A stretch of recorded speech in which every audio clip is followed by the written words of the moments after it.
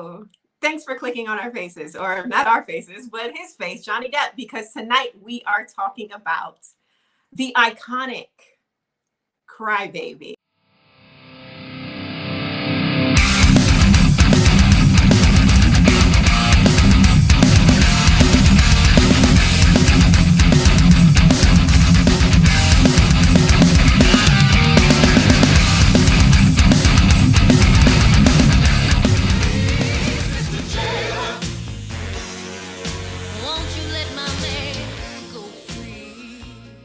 Now, I'm not alone.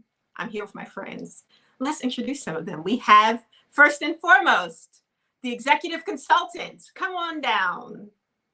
I'm not used to being introduced first anymore, but okay. Thank you. Hi, C. Hi. Yes. Hello. Yeah. This movie is amply named. That's all I got to say. All right. Well, let's see who else has something to say about it. We got Hatchet, a.k.a. E Boogie. Come on down. She probably wanted to take a hatchet to this movie. No, that was one of the characters, if you were paying attention. Hatchet face, yes, I know. Go ahead. Okay, just making sure. And do you mean aptly named? Aptly? Would you say? Wow, somebody actually corrected me. Wow. That is amazing. Bring it, Vic. Just saying. Hi. Well, Vic is also joining us this evening. Come on now, Vic. Welcome to the show. Yeah. All right, you ready? You ready to talk about it? I'm ready. This was a classic. Mm-hmm. Well, first, are you asking or saying? Yeah, let's see. Do the synopsis. How about that? I'm doing the synopsis. Yeah, you're the host. You got to do the synopsis. Golly, it's your pick. We're doing musical month, ladies and gentlemen, and the person who starts it off is actually the person who suggested that we do musical month, which is C Disappear, who is now looking up the synopsis so she can read it off whatever she's going to find it for. But basically, like I said, this movie was perfectly named Crybaby. Why? Wait till we get to my turn.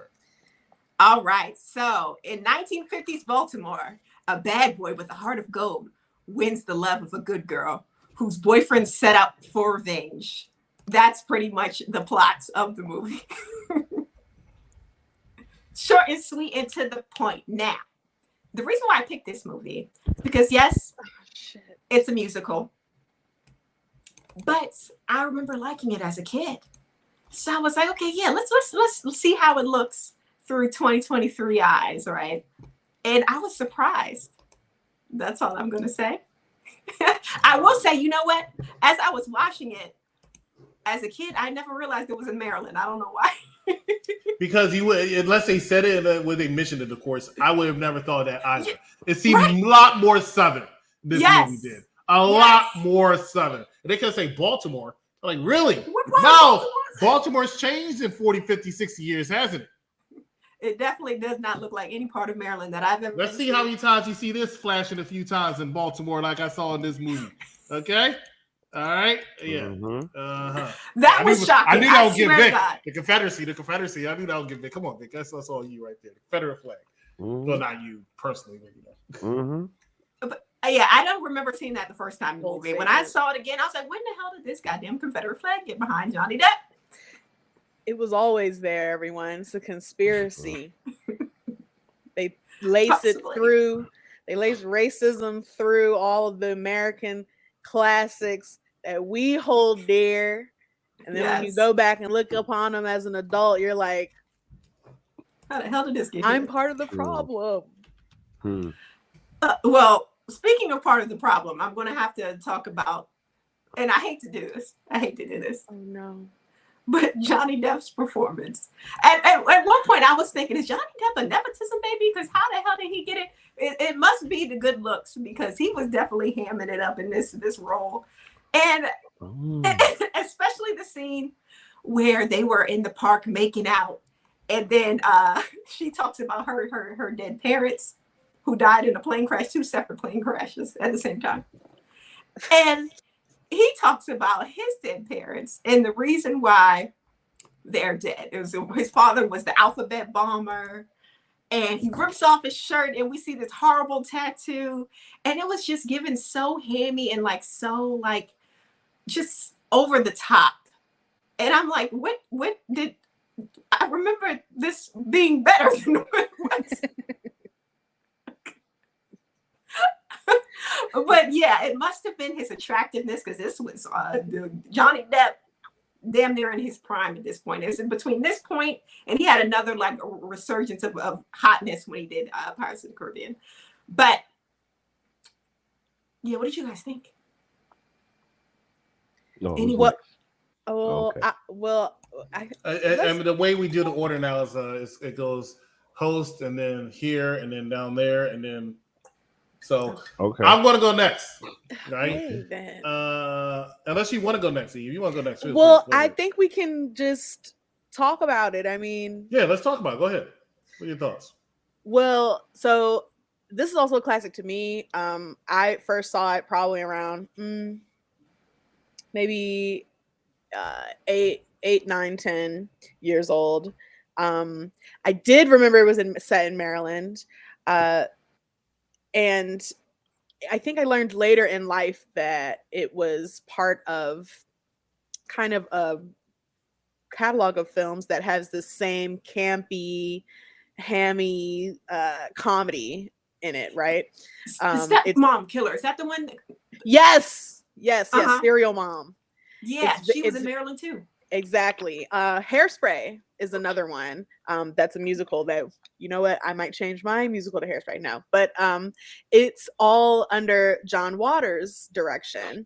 And this is kind of his taste and style on comedy. It's very old school in that the camp is punched all the way up. It feels very like a skit every single scene, and it's visual comedy. It's a little bit tongue-in-cheek, but it's very retro, and this is something that he likes to play with, is these style choices that reference times like what Greece was set in, like the 50s, the 60s, and kind of this era and age of teenage rebellion that felt so just fringe at that time, right? When I think now about how teenagers are, or even when I go back to like the 90s, the late 90s, it's just very much so different than the teenagers of that time. Like, they're talking about, oh, ladies that wear these tight pants, like, how dare they? That's so risque. But if they saw what our teenagers were wearing these days, it would like really give them a heart attack, especially like the girl's grandma, right? She was just very prim and proper, classy lady, very classy, very sophisticated, and very much so wanted to assert and indoctrinate her granddaughter into this debutante and demure posturing, right? I didn't mind. I mean, I didn't mind that. I think aesthetically it was pleasing. I loved that the two extremes had very specific styles of behavior, clothing, how they wear their hair, the music they listen to. They were very too far extremes, but I, as a girl who has eclectic tastes, can relate to pieces of both of them. But that's not what this story is about. This story is about a lady kind of coming into her own and seeing what she likes and just being into that desperate teenage love. I don't know if any of y'all can relate, but maybe the first several crushes that I can remember all had this bad boy aesthetic that made me want to get out of my body and do something I wouldn't do normally. And that's kind of what this is centered on. That's the little nostalgic string that this movie pulls upon, and I love that. It's always going to be a good movie to me. I know I'm giving it away, but I think that that's cool. And even watching that as an adult and an older person, I still feel those memories of, wow, like I see a bad boy, I want a roughneck, you know what I mean? Like, cool exactly. I want to see how it is to walk on the bad side. And I really loved that we could tell it wasn't just that kind of teenage hormone driven whatever, because her boyfriend that was a square, he had some pieces about him that were like, I don't like that. Some of his attributes were like controlling and kind of like, you need to listen to what I say. I mean, in Yeah, the early parts of the movie, didn't they sing a song where he's like, let me control you, basically, and everything will be listen. okay? Looking at this Weird. through adult eyes, I couldn't even fathom a universe where I would pick Crybaby over this damn nepotism baby. He's Oh, got his nah. stuff set. He's got, you know, he's what in probably in the country club with all his rich friends. You get with this man, you're set for life. Why would I want to be with broke A Crybaby, this damn criminal with no future?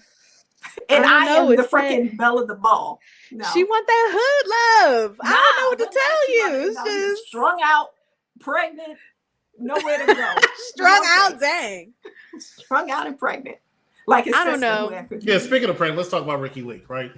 Ooh, Um, yeah. apparently she likes in was hilarious. I'll call her youth, right? Because I didn't even Yeah. know she was pregnant through half the movie. Go figure. But anyway, so when Ricky Lake was on the in the movie, I noticed that she plays this role in her early years of movies where she plays kind of a slutty character, I guess, because she can't get men in real life. I don't know what's going on. I mean, I'm just speculating. I don't know. I wasn't there. I don't know. I'm just speculating because why she always wants to play a slutty character. I don't know. At that time, she wanted to play a slutty character, right?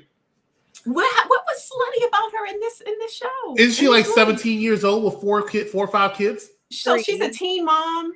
She With had 4 or 5 kids? She had 3, and I think the first pair were twins. Yeah, and wasn't they all with the same man?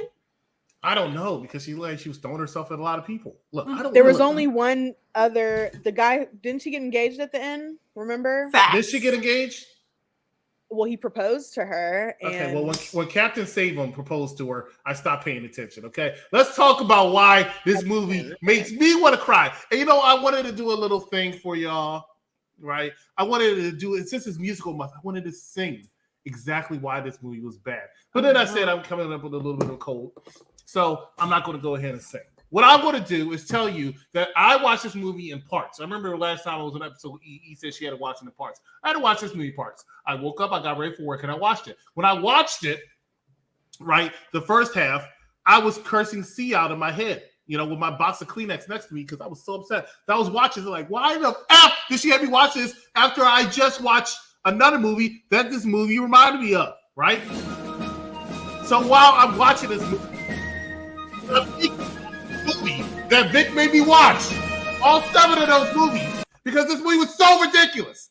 So ridiculous. I'm angry. I'm screaming. I'm fuming inside because it made no sense. And I know it's a movie. I know it's a musical. I know the way they were trying to do it wasn't supposed to make sense, but it was so ridiculous and such sophomoric humor. I couldn't get over it. I got disgusted. I wanted to throw up, not cry. I wanted to throw up when I saw her drink a glass of tears. Yeah, me too. I think that was the response they wanted. You picked Serial Mom. You gave that movie a thumbs up. You like John Waters. That's your style comedy. Serial Mom was good. Why are we comparing good movies to this? Because it's directed by the same person, and are you going to tell me that Steven Spielberg hit it out the park every single one? I'm not saying hit out the park, but I mean, we're going to see a movie with M. Night Shyamalan, right? The M. Night Shyamalan made a few stinkers also. A few. Mm-hmm. James Cameron. Avatar just came out. Now, anyway, my point is, I was very disappointed in the movie. I'm going to go more depth when I get to my final thoughts. Vic! Spoiler alert. I liked it. Well, all right. It's a classic. I was definitely getting 1950s Confederacy in this. But then at the same time, it's like I felt, because mind you, I never saw this movie, never heard of it, and I didn't know what was going on. And I realized that Johnny Depp is not that bad of an actor, so he was acting bad for a reason. So then right away I understood that they were like making fun of the 50s. And they were making fun of just everything that went on in that time. And the one thing that I realized here is just that, like, American nature is prejudice. There's gonna be differences no matter what. There's people are gonna find fault in something no matter what. I remember when I worked upstate in places where nobody was different. They found their own segregation. It was the preps and the jocks, and that's just the kind of thing that just happens all over the place. When everybody's the same, things get even pettier. And I just found that this movie highlighted that very well, because mind you, like everybody was just prejudging each other, like to just a massive scale, to the point of like, all these people are this, these people are that. If you do this and that, and all this other crap, um, and they all look like each other. But I found that whole thing to be interesting. And then mind you, like now with all those Confederate flags and all the words that was flying around in this movie back then, like, I definitely wouldn't hit now. But it was interesting to see. Um, I mean, would I watch it again? Probably not. But it was definitely interesting. It was an interesting movie. Okay. What'd you think of Hatchet? What I thought of Hatchet, What did you think of her? I thought she was hilarious. Me too. Because She the does thing is, need a like, makeup class, but yeah, yeah, word up. And, she was real but funny. but just about everybody was hilarious in this movie because they were just overdoing it. You know what Yes. I'm saying? Like, you don't necessarily get that in the first minute, but after a while, because you're just looking at Johnny Depp like, nah, bro, you don't act this bad. I know this is early Johnny Depp, but This is early Johnny Depp. you don't act this bad. You know what I'm saying? Like, this Well, is he on purpose.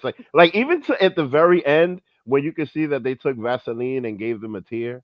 ugh, Like, you know what I mean?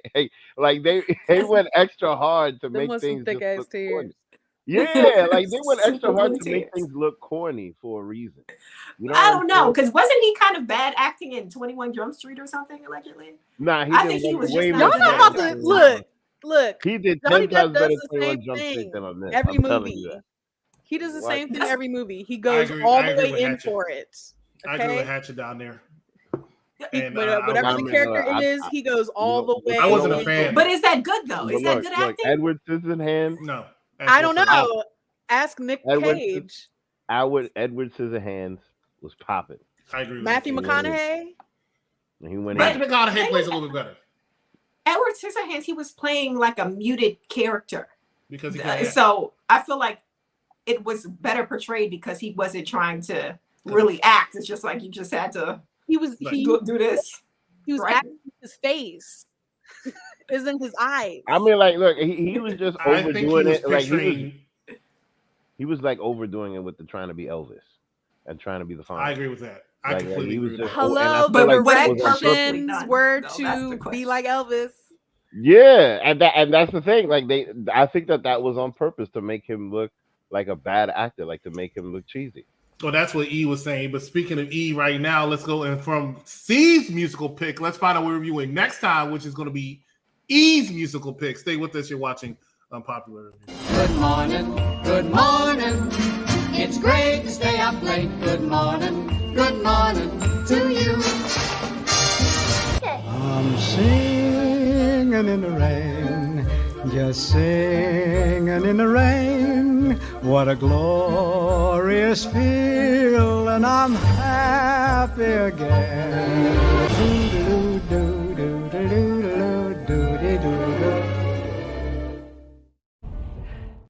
Sinatra. I've never What's going on? Nice. Let me try this again. trusted Klingons, and I never will.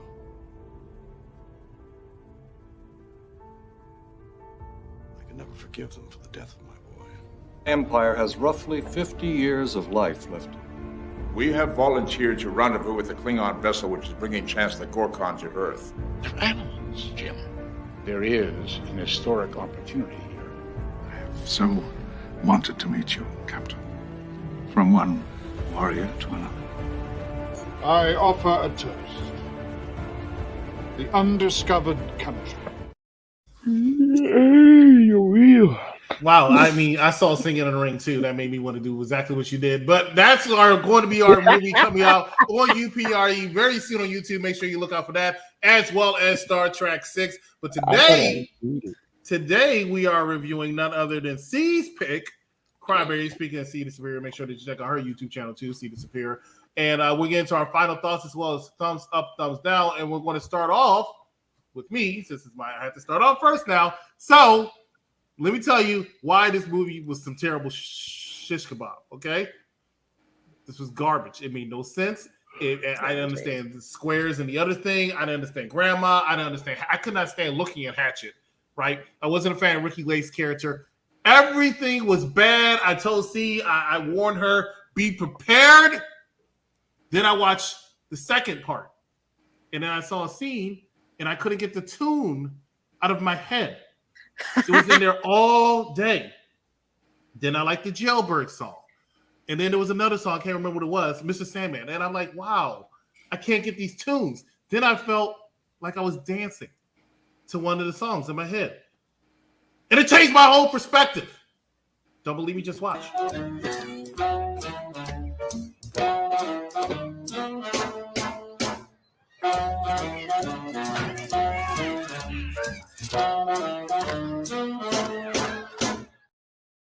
Oh, it's beautiful. I loved it. I'm going to be doing that at the club as soon as this show is over. Ladies and gentlemen, this movie gets a thumbs up from me. Wow. Shocking. Well, it shocked me too, trust me. Nice fake out. So I'll go next. 30 years ago, Final Club doing the chicken dance.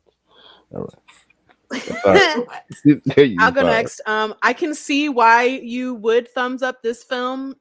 One, because it sets you up to thumbs down Singing in the Rain, which is good. We like some dynamic, right?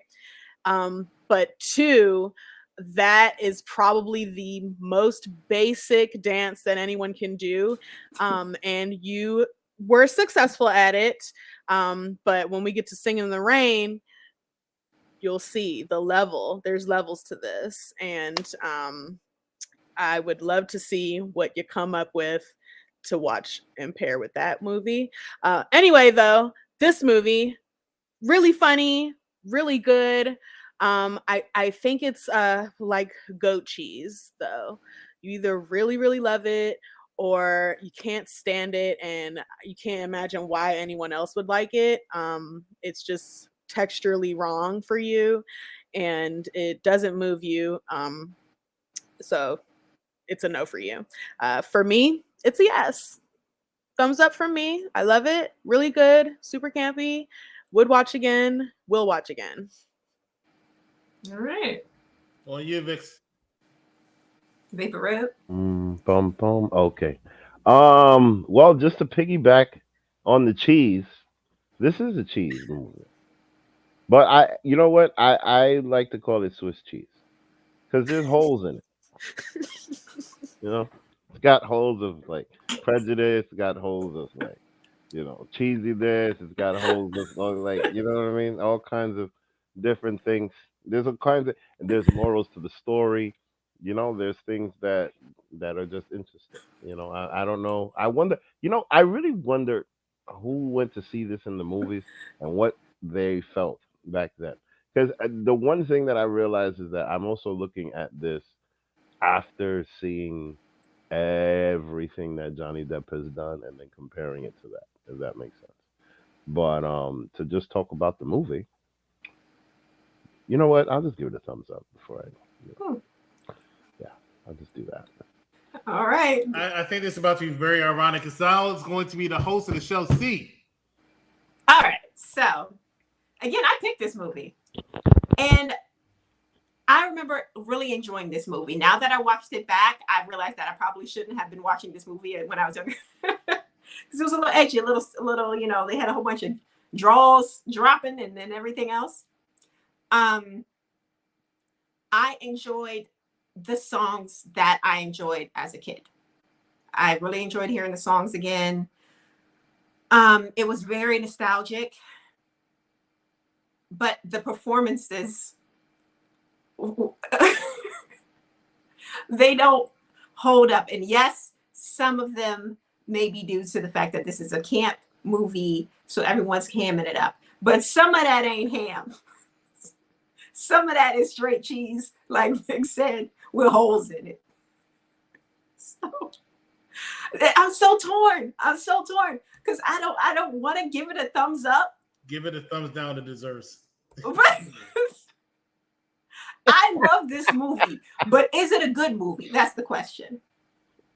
And if I'm basing it off of, is this a good movie? I'm going to have to give it the thumbs down it deserves.